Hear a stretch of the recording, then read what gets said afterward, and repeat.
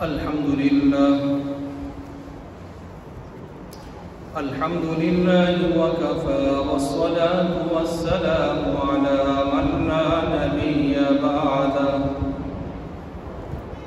وعلى آله وأصحابه الذين أوفوا عهده وعلى من تبعهم بإحسان إلى يوم القيامة. أما بعد فأعوذ بالله من الشيطان الرجيم.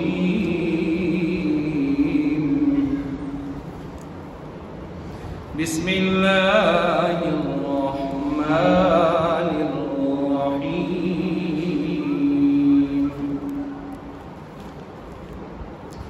وأمهاتكم اللاتي أرضعنكم وأخواتكم من الرضاعة. وقال النبي صلى الله تعالى عليه وسلم: يحرم من الرضاعة ما يحرم من الولادة.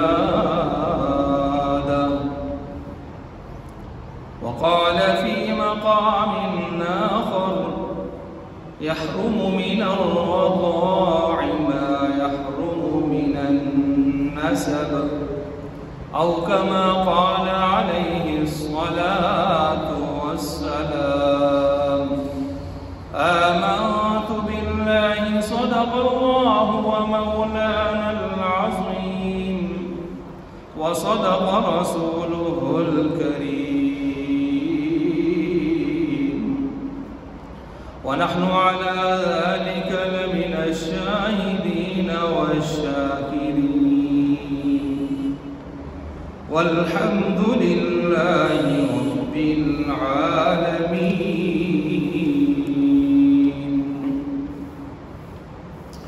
محترم المقام واجب الاحترام حضرات سامعین کرام،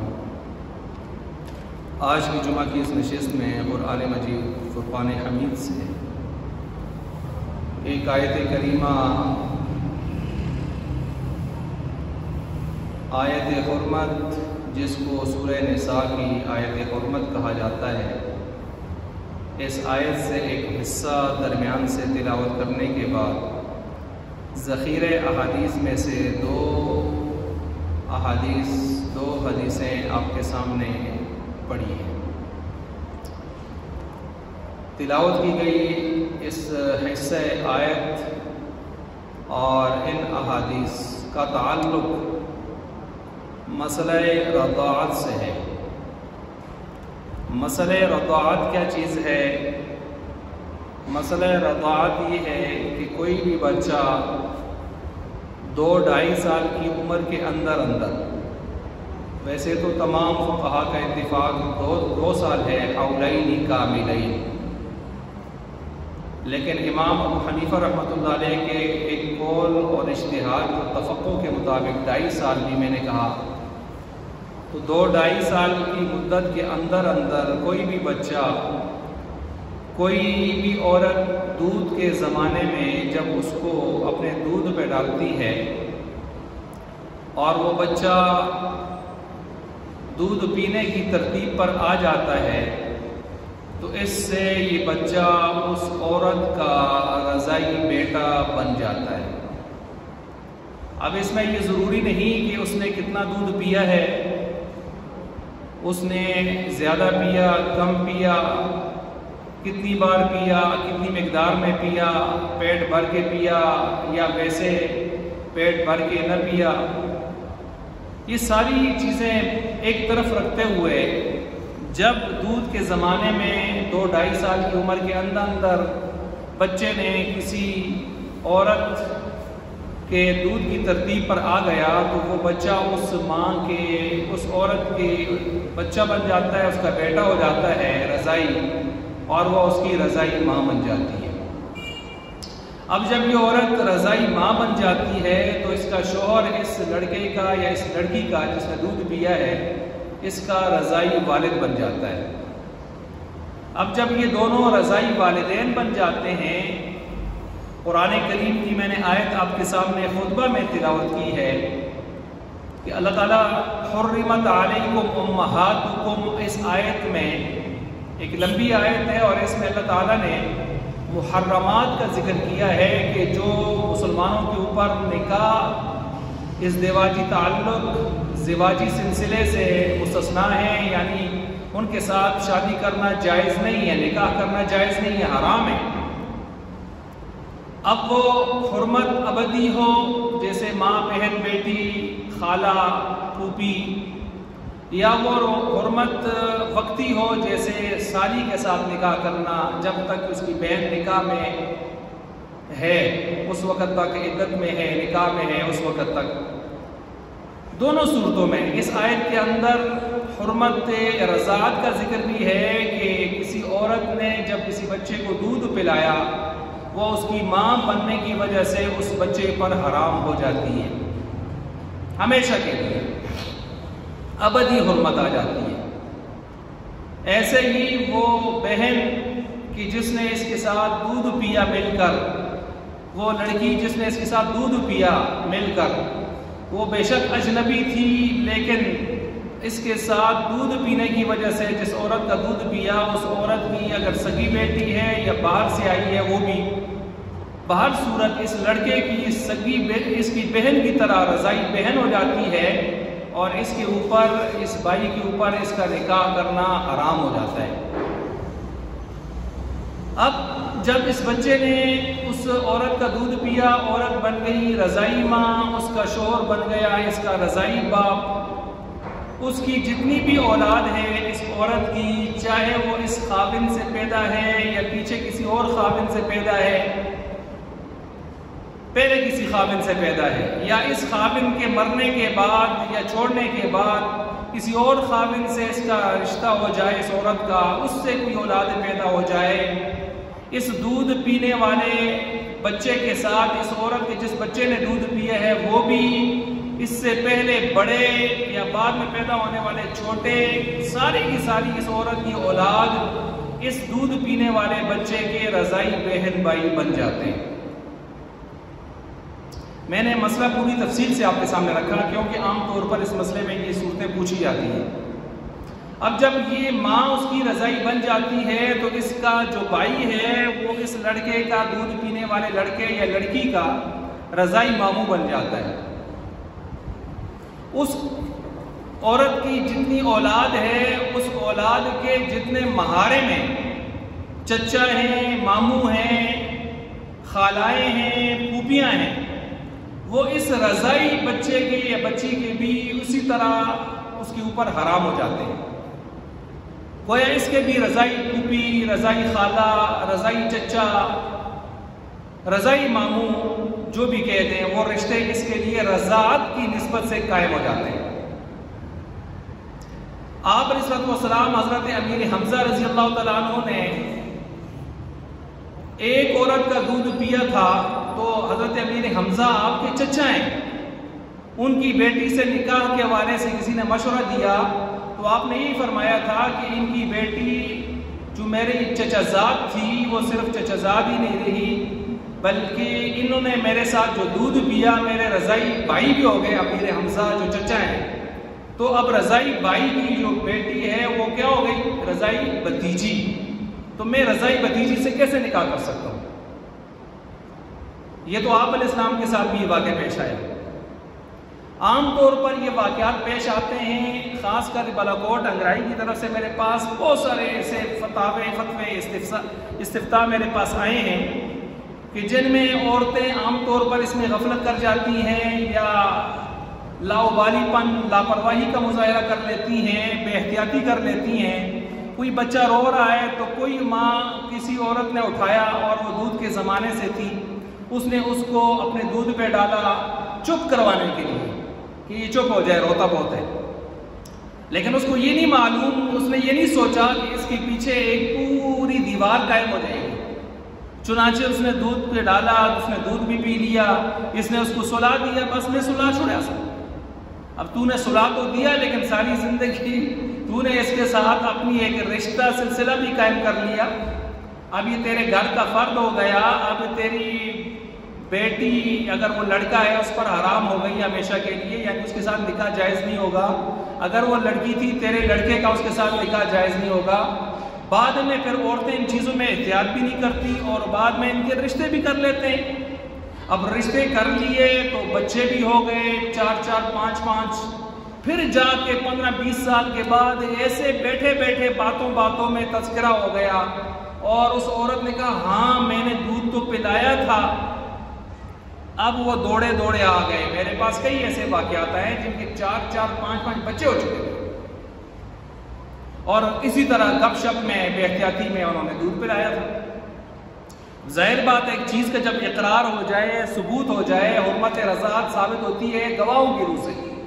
جب ایک آدمی خود اعتراف کر لے، اقرار کر لے پلانے والا، اور اس کے اوپر اگلا آدمی مان بھی لے، اگر نہ مانے تو پھر 2 گواہ ثابت کرے اس بات کو کہ یہ چیز فلاں کو بھی پتہ ہے، اور 2 گواہ بھی عینی گواہی دے دیں کہ ہاں ہم بھی اس موقع پر تھے، اس طرح ہوا ہے، تو پھر اس سے حرمت رضاعت ثابت ہو جاتی ہے۔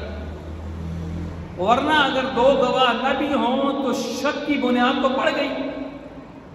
اب شک کی بنیاد پڑ گئی تو اس جوڑے کو جس کے 4 5 بچے بھی ہو چکے ہیں، لوگ شک کی نگاہ سے دیکھتے ہیں اور کہتے ہیں بہن بھائی۔ تو اس طرح کے واقعات بے شمار پیش آئے ہیں۔ یہ بھی اس معاشرے کی میں بات کر رہا ہوں، مسلم معاشرہ کی، جس میں ان چیزوں کی احتیاط کی بھی جاتی ہے۔ اب آج جو میں نے موضوع اس حرمت رضاعت کے حوالے سے شروع کیا ہے، میں نے آیت آپ کے سامنے پڑھی وَأُمَّهَاتُكُمُ اللَّاتِي أَرْضَعْنَكُمْ، تمہاری وہ مائیں تم پر حرام ہے نکاح کے حوالے سے جنہوں نے تمہیں دودھ پلایا۔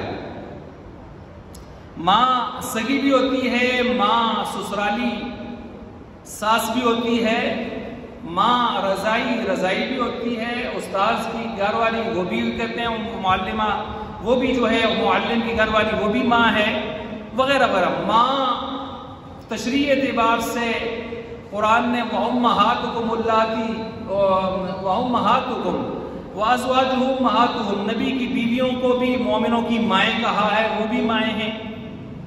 بہرحال یہاں جو آیت میں نے پڑھی، اللہ فرماتے ہیں تمہاری وہ مائیں جنہوں نے تمہیں دودھ پلایا۔ اللہ فرماتے ہیں تمہاری وہ مائیں جنہوں نے تمہیں دودھ پلایا۔ مائیں پہلے کہا، پھر ان کی خبر یہ دی کہ انہوں نے تمہیں دودھ پلایا، اس کی وجہ سے تمہاری مائیں بن گئیں۔ اور وہ وَأَخَوَاتُكُم مِّنَ الرَّضَاعَةِ، اور وہ بچیاں لڑکیاں جنہوں نے تمہارے ساتھ مل کر دودھ پیا، وہ تمہاری رضائی بہنیں ہیں، یہ دونوں تم پر حرام ہیں۔ میں نے 2 حدیثیں پیش کی۔ آپ علیہ السلام نے فرمایا یحرم من الرضاعة ما یحرم من الولادہ، جو ولادت سے، نسب سے، حقیقی رشتوں میں جو رشتے حرام ہیں، رضاعت میں بھی وہ حرام ہو جاتے ہیں۔ مثلا سکے ماموں سے نکاح جائز نہیں ہے، سکے چچا سے نکاح جائز نہیں ہے، دادا سے، باپ سے، بھائی سے، بیٹے سے ناجائز ہے۔ اسی طرح رضاعت میں بھی ہوگا، رضائی بیٹے سے، رضائی باپ سے، رضائی چچا سے، رضائی ماموں سے، ان سے نکاح، رضائی ماموں سے، چچا، ان سے نکاح حرام ہے۔ پورا اس گھر کا ایک فرد بن گیا ہے۔ اچھا، اسی طرح آپ علیہ السلام نے فرمایا یحرم من الرضاع ما یحرم من النسب، جو دودھ سے وہ سارے حرام ہو جاتے ہیں جو حرام ہوتے ہیں کس سے؟ نسب سے، خونی رشتوں سے جو حرام ہیں وہ نسب رضاعت میں بھی حرام ہے۔ اچھا جی، یہ جو میں نے آپ کے سامنے ایک تمہید باندھی، مسئلہ رضاعت کی میں نے وضاحت کی، میں نے آج کے دور کی کچھ بے احتیاطیاں آپ کے سامنے رکھی اور ان کے پیدا ہونے والے نتائج آپ کے سامنے رکھے۔ پھر میں نے قرآن کی آیت پڑھی، 2 حدیثیں پڑھی۔ اب میں نے یہ موضوع شروع کیوں کیا؟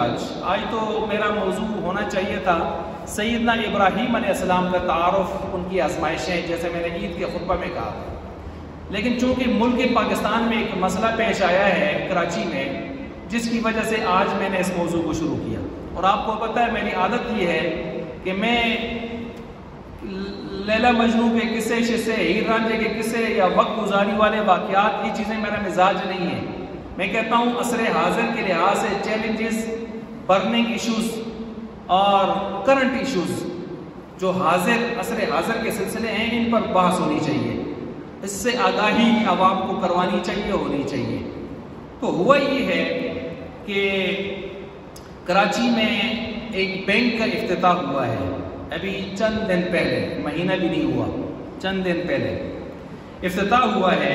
اور اس میں کیا ہوا ہے، اس بینک کا نام کراچی پاکستان فرسٹ ہیمن مادر ملک بینک، یعنی انسانی دودھ کا بینک، انسانی دودھ کا بینک، یہ کراچی میں اس کا افتتاح ہو چکا ہے باقاعدہ، اور سوشل میڈیا پہ آپ دیکھ رہے ہیں بڑی اس کی پوسٹیں شیئر ہو رہی ہیں، بڑا لیدے ہو رہا ہے اس کے اوپر۔ اس میں کیا ہوگا، اس میں یہ ہوگا کہ جس طرح لوگ جا کے اپنا خون بلڈ بینک میں دے آتے ہیں اور وہاں سے پھر آگے جن لوگوں کو مستحقین کو پہنچانا ہے، کرنا ہے، ان کو پہنچانا ہوتا ہے۔ باہر یورپ میں اگر آپ امریکہ میں دیکھیں، وہاں پر نصف صدی سے تقریباً یہ معاملہ جاری ہے۔ کتنی؟ نصف صدی سے۔ پاکستان میں یہ بھی 2 ہفتہ ڈیڑھ ہوا ہے، شروع ہوا ہے، نصف صدی سے چل رہا ہے سلسلہ۔ کیا چل رہا ہے؟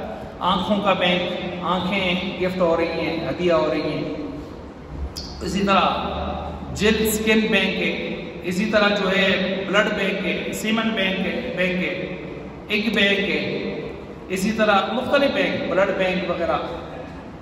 انہی میں سے ایک مادر ملک بینک، جس کو عربی میں بینک اللبن کہا جاتا ہے، بینک لبن الام یا امہات، ماؤں کے دودھ کا بینک۔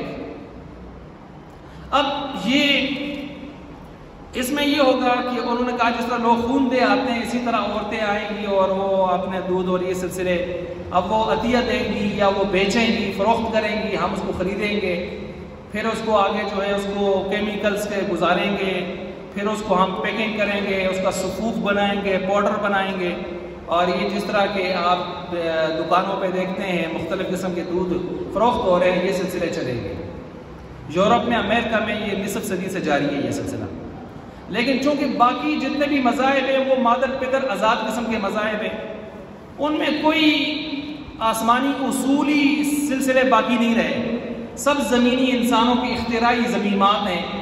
اب اس میں وہ کچھ بھی جائز کر سکتے ہیں، کہہ سکتے ہیں، لیکن اسلام تو الحمدللہ سچا اور سچا مذہب ہے، اور یہ آسمان سے اترا ہوا وہ تعلیمات، خوبصورت تعلیمات ہیں کہ رہتی دنیا تک، قیامت کی صبح تک انشاءاللہ زندہ و تابندہ اور جاوید رہے گا۔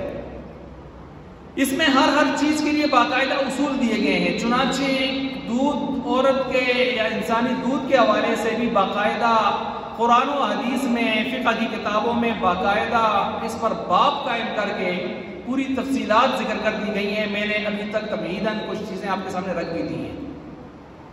قرآن کریم کی میں نے ایک جگہ سے آیت پڑھ کے آپ کے سامنے رکھ دی، احادیث میں نے 2 اس موضوع پر پڑھ لی ہیں، فقہی مسائل باقاعدہ کتابیں سے بری ہوئی ہیں۔ اب یہ جو بینک قائم ہوا ہے، آیا شرعی اعتبار سے اس کا کیا حکم ہے، اور اس اعتبار سے علماء کی اور اہل علم کی اور اہل اقتدار کی، ارباب اختیار کی ذمہ داریاں کیا بنتی ہیں؟ آج کی میری نشست کا موضوع یہی چیز ہے۔ سب سے پہلے تو میں نے آپ کے سامنے تعارف پیش کرنا ہے، اور تعارف میں کافی ساری چیزیں آپ کے سامنے رکھ چکا ہوں کہ نصف صدی سے یہ سلسلہ شروع ہوا ہے، اور اس میں بہت سارے بینک تھے، ان میں سے ایک بینک انہوں نے یہ ہیمن اینڈ مادر ملک بینک جو ہے اس نام سے قائم کیا ہے، اور دنیا میں یہ امریکہ، یورپ میں نصف صدی سے سلسلہ چل رہا ہے۔ اس میں 2 بڑی اس کے اندر اس کے ناجائز، یہ ناجائز علماء نے، علماء کی اکثریت نے اس کو ناجائز کہا ہے۔ کیوں ناجائز کہا ہے، اس کی وجوہات کے ابھی میں تفصیلاً بیان کرنے لگا ہوں۔ بڑی 2 وجہ ہیں یہ ناجائز ہونے کی۔ ایک بڑی وجہ تو یہ ہے کہ اس میں حرمت رضاعت کا سلسلہ پامال ہو رہا ہے۔ جب قرآن اور حدیث میں رضائی حرمت کا ثبوت 2 ٹوک ہے، اور اس کو سگے رشتہ داروں کی طرح کہا گیا ہے، تو جب عورتیں اس طرح جا کے سینکڑوں ہزاروں کی تعداد میں اپنے اپنے مختلف جگہوں پر یہ ایک ٹیسٹ ہو رہا ہے، آزمائشی بیگ کے ٹیسٹ، کہ ہم دیکھتے ہیں کہ پاکستان میں کامیاب ہوتا ہے یا نہیں ہوتا. یہ آزمائشی ہے. اور دیکھتے ہیں علماء آواز اٹھاتے ہیں کہ نہیں اٹھاتے، غیور عوام آواز اٹھاتے ہیں کہ نہیں اٹھاتے. الحمدللہ آواز اٹھ چکی ہے. علماء کے حلقوں میں باقاعدہ اس وقت بڑا کوہرام مچا ہوا ہے. شیخ الاسلام مفتی اعظم پاکستان مفتی محمد تقی عثمانی صاحب بھی اس پر سخت قسم کی گرفت کر رہے ہیں. علامہ زاہد الراشدی جیسے مفکر اسلام گرفت کر رہے ہیں. اسی طرح آج جن لوگوں کو شعور ہے وہ بھی جمعہ کے اوپر بھی اس موضوع پر بات کریں گے. میں نے تو موضوع اس کو بنا لیا. اور بھی لوگ اس پر آرٹیکل لکھ رہے ہیں، تھیسس لکھ رہے ہیں، کتابیں آ رہی ہیں، تحقیقات ہو رہی ہیں، تقاریر آ رہی ہیں، تفتیش ہو رہی ہے اس کے اوپر بہت زیادہ. بہرحال اس میں پہلا مسئلہ یہ ہے کہ حرمت رضاعت، وہ سارا معاملہ پامال ہو جائے گا. اس سے کون سی عورت کس کا دودھ کس بچے نے پیا، پھر بہت ساری عورتوں کا دودھ اکٹھا ہو کے کس بچے نے پیا. اب یہ بچہ ان ساری عورتوں کا بچہ بن گیا شریعت اعتبار سے. وہ عورتیں کون تھیں جن کا یہ دودھ تھا؟ پھر یہ بچہ آگے چل کے شاید انہی کی نسل میں سے کسی سے شادی کرے، اور اب شادی کر لے، حرام اور ناجائز کا ارتکاب کرے گا. بیٹا ہے، شادی نہیں کر سکتا ان کی اولاد سے. آگے 10-20 سال بعد پتہ چلے جی اس فلاں عورت نے وہاں جا کے اس طرح کے دودھ کا سلسلہ کیا تھا اور شاید اس کا دودھ اس میں شامل تھا. اب اس لڑکے کو پتہ چلے کہ میں نے جس لڑکی سے شادی کی تھی وہ اس عورت کی بچی تھی اور بچے میرے 4 ہو گئے. تو آج جا کے آدھے راستے میں سٹاپ لگ جائے اور نہ ادھر کا رہے نہ ادھر کا رہے. جس طرح میں نے کہا کچھ واقعات یہاں ہمارے علاقے کے بھی کئی ایسے پیش آئے ہیں. یہ سوچی سمجھی یورپ کی، امریکہ کی باطل کی ایک سازش ہے کہ کسی طرح مسلمانوں کے اجتماعی خاندانی نظام کو پارا کیا. اس کے لیے انہوں نے بہت سارے ہتھ کنڈے استعمال کیے. ابھی میں آپ کے سامنے رکھوں گا. مثلا بہت سارے ہتھ کنڈے انہوں نے اس کے لیے استعمال کیے ہیں. اور میں آپ کو ایک بتاؤں، یہ ایک حدیث کہ جس میں آتا ہے کہ شیطان رات کو تخت لگاتا ہے اور تخت لگا کے اپنے جو بیجے ہوئے چمچے ہوتے ہیں ان سے کارگزاری سن لیتا ہے. تو نے کیا کیا، تم نے کیا کیا. اب کارگزاری میں جو چمچہ یہ کہے کہ میں نے میاں بیوی کے درمیان میں دراڑ ڈالی، چپکلش ڈالی، ناچاکی ڈالی، لڑایا، تو وہ اس کو گلے لگا کے اس کو شاباش دیتا ہے، اس کو سراہتا ہے، کہتا ہے اصل کام تو نے کیا ہے. اور مزید جا کے آگے آگ بھڑکانا، کیونکہ جب یہ 2 میاں بیوی آپس میں ٹوٹیں گے تو پورا خاندان، 2 خاندان آپس میں لڑیں گے. اور شیطان کو یہ بات بہت پسند ہے کہ انسان آپس میں لڑے، دنگل فساد ہو، قتل و غارت ہو. تو شیطان کو یہ محبوب ہے کہ قتل و غارت ہو اللہ کی زمین کے اوپر. دوسرا شیطان کو یہ بات بہت زیادہ پسند ہے کہ اس کائنات پر بے حیائی پھیلے، بدکاری پھیلے اور ناجائز بچے پیدا ہو. یہ میں نہیں کہہ رہا صرف، یہ ملا علی قاری رحمۃ اللہ علیہ جیسے محدث اور شارع نے اسی روایت کے تحت المرقات شرح مشکات، اس میں انہوں نے پوری تفصیل بیان کی ہے کہ شیطان کو یہ 2 باتیں بہت اچھی لگتی ہیں. ایک انسانوں کا آپس میں لڑنا، قتل و غارت کرنا، اور دوسرا عزت پامال کرنا، ناجائز اولاد اور بدکاریاں. یہ شیطان کو بہت ہی زیادہ محبوب عمل ہے. اب ذرا آپ اندازہ کریں شیطان کی جو اولاد ہے، یورپ امریکہ کے کفار، غیر مسلم مشرکین، انہوں نے بھی اسی روش کے تحت کوشش یہ کی ہے کہ دنیا میں قتل و غارت بھی عام ہو اور بے حیائی بھی عام ہو. چنانچہ آپ دیکھ سکتے ہیں اس کے لیے انہوں نے ٹیسٹ بیبی ٹیوب ایک عرصہ سے ایک سلسلے یہ شروع کیے ہوئے. اس میں ناجائز سلسلے اور طریقہ کار دنیا میں عام ہیں.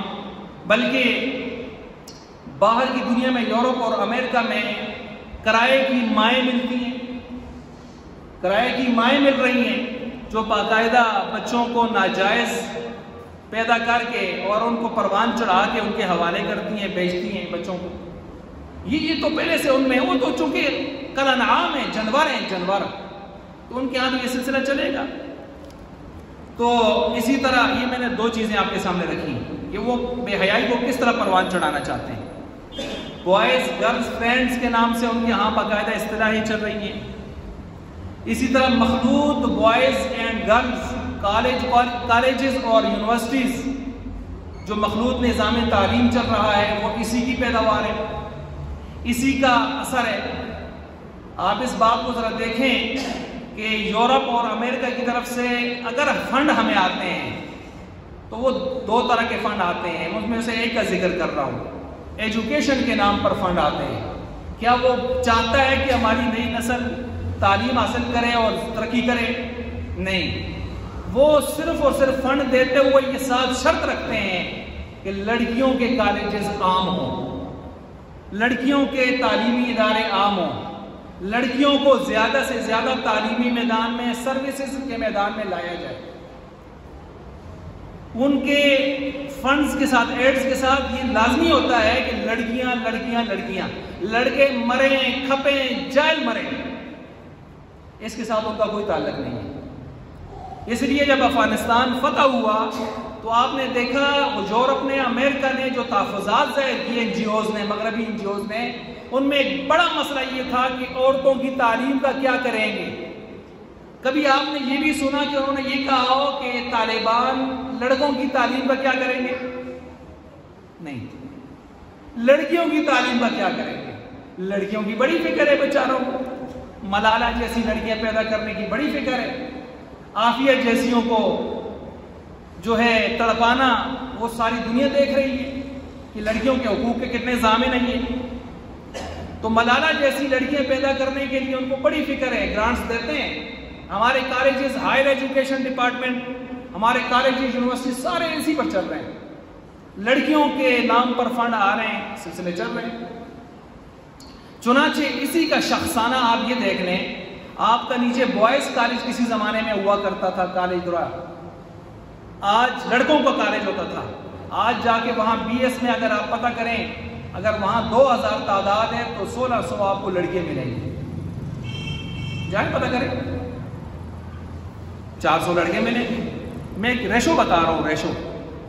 میں ویسے فرضی باتیں نہیں کر رہا، میں اسی دنیا کا آدمی ہوں. میں اچھی طرح سمجھتا ہوں یونیورسٹی کے کونے کونے کو. یونیورسٹیوں میں ہی جاتے ہیں، پڑھتے ہیں آپ، کالجز میں سارا کچھ دیکھتے ہیں.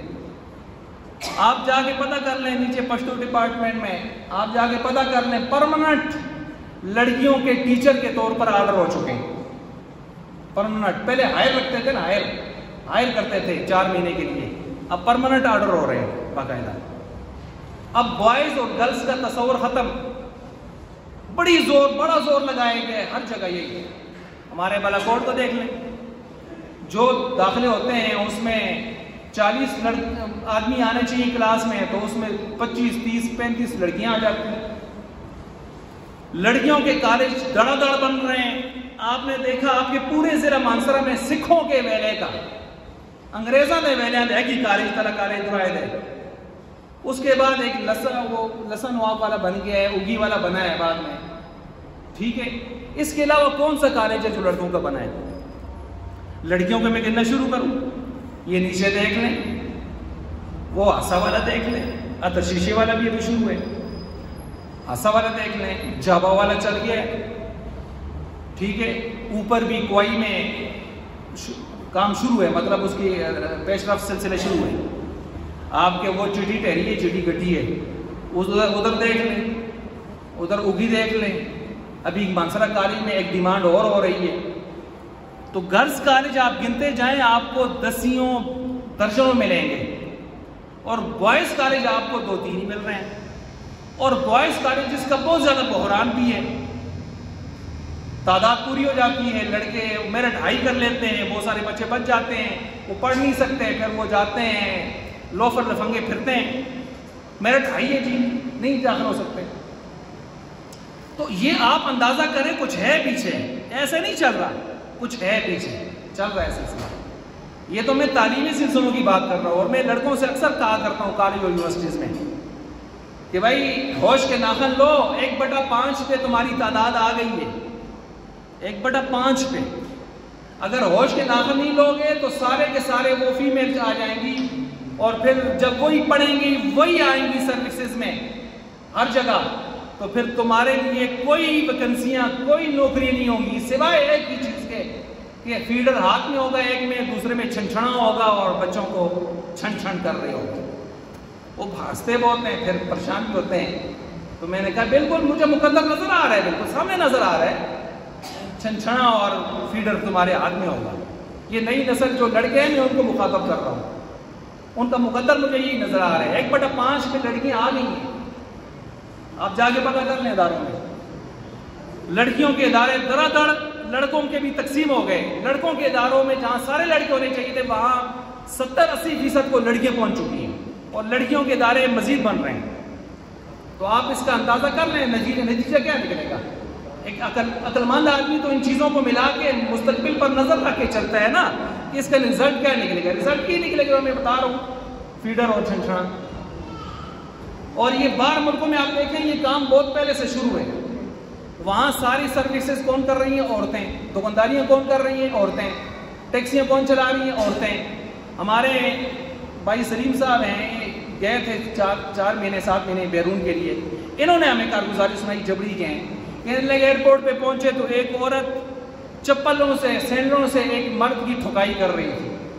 تو ہم نے معلومات کی کیا مسئلہ ہے. انہوں نے کہا جی یہ کہتی ہے میں جاتی ہوں نوکری پہ اور یہ صبح صبح مجھے کہتے ہیں اتنے پیسے دے اتنے پیسے دے. تو پتہ نہیں پیسے کھاتا ہے کیا کرتا ہے، کٹتی ہے لیکن ڈسکار کرتا ہے. پھر جس جو کمائے گا کھلائے گا پھر اس کے آگے اور ہی غلامیاں شروع ہو گئی ہیں، تھم نہیں آتے. تو اس وقت پھر کیا ہوگا جب وہ کمائے گی بھی وہ کھائیں گے ہم اس کا، اللہ نہ کرے کہ وہ دینا ہے. اور آپ علیہ السلام نے فرمایا کہ کیسے فلاح پا سکتی ہے وہ قوم کہ جس کے اوپر حکمران کوئی عورت بن جائے اور جس میں ہر گھر میں حکمران عورت بن جائے کمانے والی. تو مجھے بتائیں پھر اس گھر کا ہوگا کیا. اور باطل ہمیں اس طرف بڑی تیزی سے لے کے جا رہا ہے. آج آپ دیکھ لیں آپ کی چیف جسٹس کے عہدوں پر بھی ہم نے سنا، سوشل میڈیا پہ دیکھا محترمہ طارق. آپ کے پہلے تو سیول کورٹس ہوتی تھیں، سیول کورٹ ہوتی تھی، اب ایڈیشنل بلکہ سیشن جج تک بھی آپ دیکھیں محترمات آ رہی ہیں. میں تنقید نہیں کر رہا لیکن میں حقائق سے پردہ اٹھا رہا ہوں کہ آپ ذرا دیکھیں آپ کے یہاں سیشن کورٹ میں کون ہے. ٹھیک ہے، آپ آئی جی کا پیچھے دیکھیں، آئی جی اور ڈی آئی جی لیول پر لڑکیوں کے نام چل رہے تھے. تو آپ ہمیں سمجھنا چاہیے اس بات کو. وہ کچھ کہتے ہیں جی روشن خیالی، خیر ہے شانہ بشانہ. او بھائی کل تباہی ہے، مجھے اپنی آنکھوں سے ایسے نظر آ رہی ہے. 1/5 سے ہم متجاوز ہو چکے ہیں.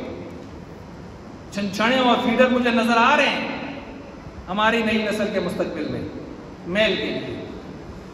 تو بہرحال محنت کرنی چاہیے، ان کو جاگنا چاہیے.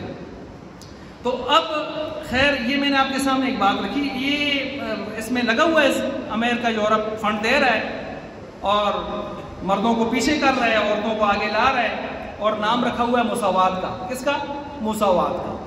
اور یاد رکھیں میں اکثر کہا کرتا ہوں اسلام بھی مساوات کرتا ہے لیکن اسلام کا اس کی مساوات یہ ہے جس کا جو حق ہے اس کو دے دو. اور عقل کا تقاضا بھی یہی ہے جس کا جو حق ہے اس کو دے دو. یہ تو نہیں ہے کہ جی یہ چیز ہے تو 10 آدمی ہیں 10 کو برابر تقسیم کر دیں. ہو سکتا ہے ان 10 میں سے 2-4 ایسے ہوں جن کا کئی پہلو سے حق زیادہ بنتا ہو، تو آپ اس حق کو سامنے رکھ کر ان کو اس کے مطابق حصہ دیں گے. یہ ہے مساوات. نہ یہ کہ 10 سر ہیں تو 10 سروں پر تقسیم کر کے 10 حصے کر کے دے دو. یہ تو ظلم ہے. ایک لڑکے کو اگر اسلام نے میراث ڈبل دی ہے، لڑکی کو سنگل دی ہے، تو سنگل بھی اس کا حق اصل میں نہیں بنتا تھا، اسلام نے رحم کیا ہے. وجہ یہ ہے کہ لڑکی کو اگر 1 لاکھ دیا ہے، لڑکے کو 2 لاکھ دیا اور یورپ کو ہضم نہیں ہو رہا، غیر ملکی NGOs کو، مغربی NGOs کو ہضم نہیں ہو رہا. تو اس کے جواب تو خیر میرا موضوع نہیں ہے، اس کے 5-6 جواب میں دے سکتا ہوں اللہ کے فضل سے، لیکن 1-2 جواب دے رہا ہوں. اس یورپ کو یہ بھی تو نظر آنا چاہیے کہ یہ لڑکی 1 لاکھ لے کر اپنے پاس جمع کر لے گی، اس کا خرچہ اس کے باپ کے ذمہ، اس کا خرچہ اس کے بھائیوں کے ذمہ، اس کے اخراجات اس کے بیٹوں کے ذمہ، اس کے اخراجات اس کے شوہر کے ذمہ، کوئی نہ ہو اس کے دادا کے ذمہ، اس کے چچا کے ذمہ، اس کے ماموں کے ذمہ. جب تک خاندان میں ان میں کوئی ہے اس کو پرواہ کرنے کی ضرورت نہیں ہے، ان پر لازم ہے کہ اس پر خرچ کریں، اس کو نہیں مجبور کریں گے کہ لاکھ روپے بیچو لا پڑے، یہ اس کا ذاتی ہے، اس کو معیشت کا پابند نہیں بنایا گیا، اس کی معیشت کا سلسلہ مردوں کے سر رکھا گیا ہے۔ جس لڑکے نے 2 لاکھ لیے ہیں اس کو پابند کیا ہے ان 2 لاکھ میں سے اس پر خرچ کر، وہ 2 لاکھ میں سے 2 روٹیاں بیچارہ وہ کھائے گا، باقی انہی بہنوں پر لگائے گا، اور مر گیا تو انہی کے لیے میراث چھوڑ کے جائے گا۔ لیکن ان چیزوں کو نہیں سوچتا، میں نے ایک جواب دیا ہے۔ خیر، یورپ اپنے ایک نقطہ نظر ہے، وہ فحاشی اور دجالیت کو فروغ دینا چاہتا ہے۔ اسی طرح میں نے کہا پاکستان میں B S, M Phil, P H Ds ٹھیک ہے ہونی چاہیے ڈگریز، لیکن یہاں کی ہمارے M Phil, P H Ds اور جو ڈگریاں یہاں کی گزارا یونیورسٹی، ہزارہ یونیورسٹی، مختلف قسم کے جو سلسلے چل رہے ہیں، تو یہاں کاغذ کی ساری تعلیم کاغذ کی ہے، کاغذ کی جو ڈگری ہے نا اس کی ہے، اندر آتا ہو نہ آتا ہو۔ یہ میں آپ کو بتاتا ہوں ہمارے کالجز میں کیا پڑھائی ہوتی ہے، یونیورسٹیز میں بالکل نکمہ قسم کا نظام ہوتا ہے۔ بیٹھے ہوں گے یہاں یونیورسٹیز والے بھی میری باتوں کو سن رہے ہوں گے بہت بغور، ہم یونیورسٹیز کے اچھی طرح واقف ہیں کہ وہ 4 مہینے سیمسٹر میں کون سا ٹیچر کتنی کلاسیں لیتا ہے، کیسے لیتا ہے، کیسے گپ شپ میں وقت کو اڑاتا ہے، اور کیسے جیل قسم کی اسائنمنٹیں پاس ہوتی ہیں، اور کیسے جیل قسم کے آرٹیکل بھی سارا کچھ چلتا ہے، کاپی پیسٹ چلتے ہیں، یہ سارا ہمیں معلوم ہے کیا سے کیا ہو رہا ہے۔ اور جب وہ پی ایچ ڈی بھی کر کے باہر آتا ہے، یقین جانیں اس کا تعلیمی لیول ایم اے کے برابر بھی نہیں ہوتا، بی اے کے برابر بھی نہیں ہوتا وہ پی ایچ ڈی نہیں آتا، کچھ بھی نہیں آتا، ویسے نام کے پی ایچ ڈی ہوتے ہیں، کچھ الا ماشاءاللہ اچھے بھی ہوتے ہیں، میں سب کی بات نہیں کر رہا، لیکن 70-80% کا یہی ریشو چل رہا ہے، یہی سلسلہ چل رہا ہے۔ ہم نے دیکھے ہیں اچھے پی ایچ ڈیز جن کو اپنے فن کا کوئی پتہ نہیں ہوتا، نام بڑے ہوتے ہیں، بڑی بڑی ڈگری، پوسٹ ڈاک کیے ہوئے بھی آپ نے دیکھے ہیں جو سب سے آخری درجے کا لیول ہے، لیکن وہ بھی ایسے ہی ہوتے ہیں۔ تو آج کل یہ ہے کیا ہے، کاپی پیسٹ، جس کو ایم ایس ورڈ وغیرہ اچھا آتا ہو، کاپی پیسٹ اچھا کر سکتا ہو، ڈاؤن لوڈنگ اپ لوڈنگ اچھی طرح کر سکتا ہو، مکتبہ جات میں لائبریریوں میں جا کے چوری سرقہ اچھی طرح کر سکتا ہو، چرا سکتا ہو مواد ڈیٹا، اور اس کو آگے پیچھے لگا سکتا ہو، یہ کائنات کا پاکستان کا سب سے اچھا موقع ہے، ریسرچر ہے یہ، اچھا ریسرچر ہے، ٹھیک ہے۔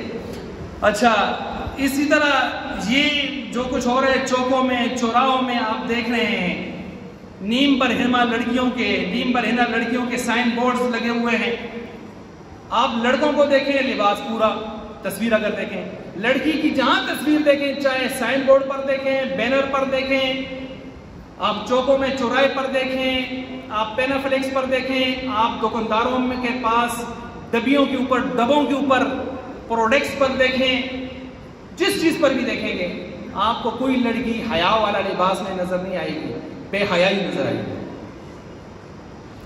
اب یہ اس پر میں ایک حوالہ جماعت اسلامی کے سراج الحق صاحب کا پیش کرتا ہوں۔ سراج الحق صاحب جب سینئر منسٹر تھے، ان کا کلپ موجود ہے، آپ جا کے دیکھ سکتے ہیں۔ وہ کہتے ہیں جب آئی ایم ایف والے آئے، بات چیت ہوئی ہماری قرضے کے حوالے سے، قرضہ دینا ہے، لینا ہے، یہ وہ ہے، انہوں نے کہا ہم مزید آپ کو کچھ نہیں دیں گے۔ آپ نے وہ کلپ سنا ہوگا، نہیں تو جا کے دیکھ لیں، آئی ایم ایف سراج الحق لکھیں، آگے نکل آئے گا۔